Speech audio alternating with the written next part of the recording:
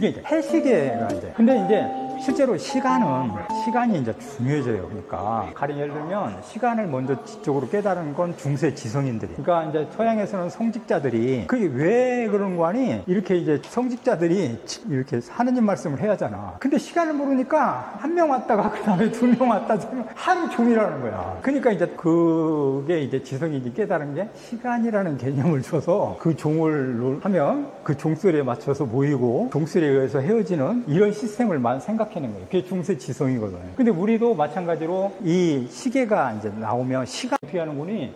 이걸 조그맣게 만들어 갖고 여기다 넣어 갖고 조그맣게 안 보이게 조그만해요.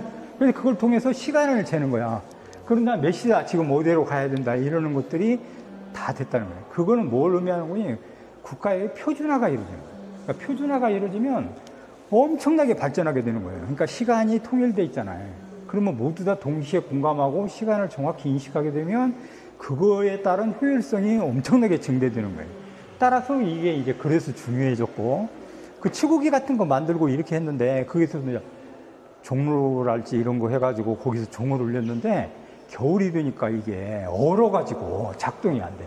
그러니까 다시 실내에서 새롭게 이제 시간을 측정하는 이런 방식을 생각해낸 게 바로 세종이고, 그래서 세종이 우리가 어떤 지시를 하잖아요. 그러니까 윤석열이 장마를 대비하라 이 한 줄로 얘기하잖아. 정말 그런 사람은 조심해야 돼. 한 줄로 얘기하는 거야. 단순 무식에 용감하거든 또. 근데 현명하고 뛰어난 사람은 그렇게 얘기하잖아요. 세종 같은 경우는 김종서한테 명령을 내리잖아요. 그러면 이라는 가가지고 함흥에 가서 어떤 누구를 찾아가서 뭔 얘기를 하라. 복주머니를 3개 주는데 그게 안 되면 이하는 그 부족의 누구를 찾아가가지고 어떻게 협의를 해라. 3하는 또 그게 안 되면 어떻게 하라. 이거를 3가지를 아주 구체적으로 분장시켜서 나눠가지고 임무를 정확하게 줘. 그러니까 그게 현명한 사람인 거예요. 그러니까 그거에 따라서 움직이면 아무 문제가 없어.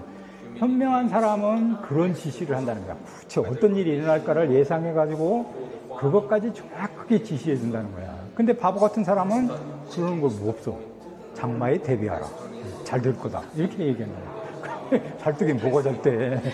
많이 죽었잖아요. 그것 때문에. 그러니까 그런 게 이제 다르다. 그러니까 리더가 되려면 그런 자질을 갖고 있어야 되는데 그런 창의성은 다 비슷비슷해요. 그러니까 되게 이제 우리가 반복 학습을 시키고 지식을 자꾸 쌓아야 된다는 건 창의성으로 나아가기 위해서는 기본 지식이 있어야 돼.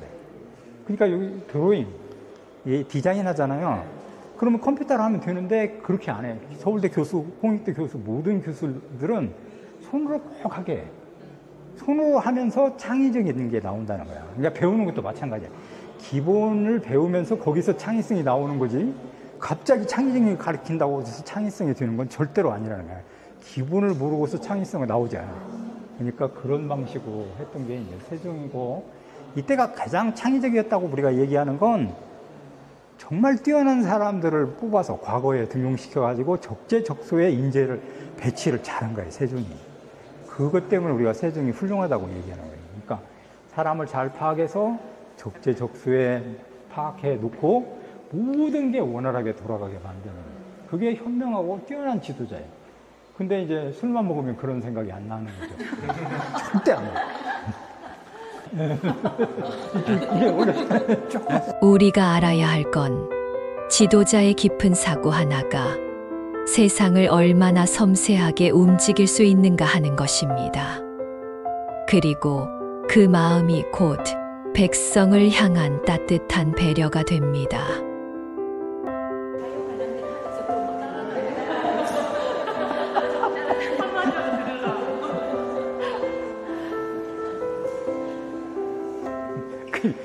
이거를요, 이렇게 만들어서 이게 이제 비를 이제 측정하는 건데, 이게 이제 전국에 데이터화 되는 거예요.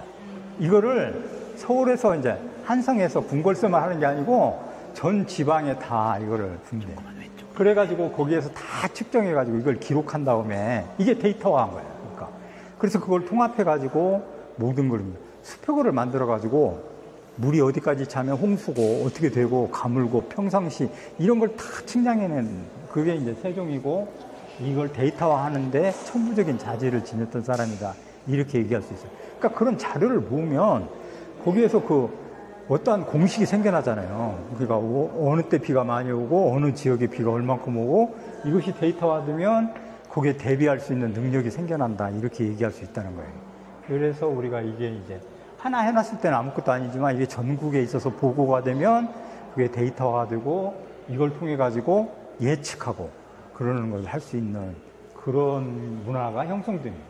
그러니까 세종대왕이 있을 때 우리 사회가 전반적으로 발전할 수밖에 없었던 그런 구조는 현명한 그런 대처 능력 이것 때문에 그랬다. 그러니까 한 사람이 전체 사회를 바꿀 수 있어요. 진짜로 그런 것 같아요.